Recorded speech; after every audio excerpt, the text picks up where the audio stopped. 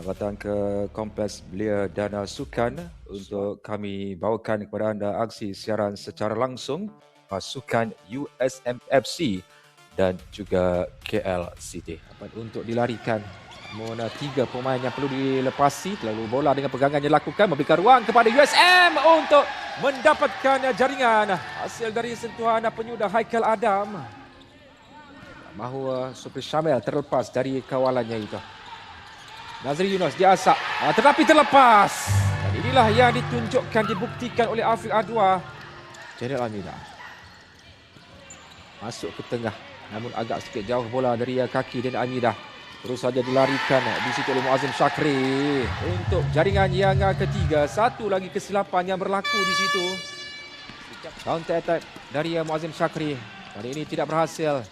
Dihalang oleh Dana Amidah. Ada sedikit ruang yang dimiliki oleh KL City.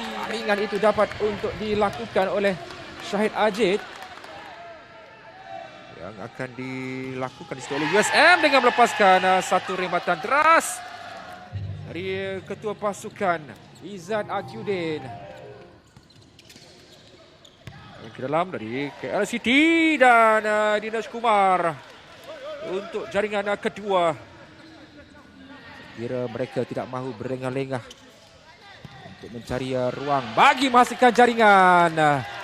Dan itu dapat untuk dilakukan oleh Daniel Amidah. Yang paling penting dapat untuk melakukan hantaran kepada rakan. Satu rebatan dan cantik. Dan bola itu terus saja singgah di kepala Dodi Al-Farid untuk kembali mendapatkan jaringan penyamaan. Masih lagi dikekalkan, diguna pakai oleh KL City. Antara ke bahagian hadapan, bahaya untuk USM dan kali ini berhasil.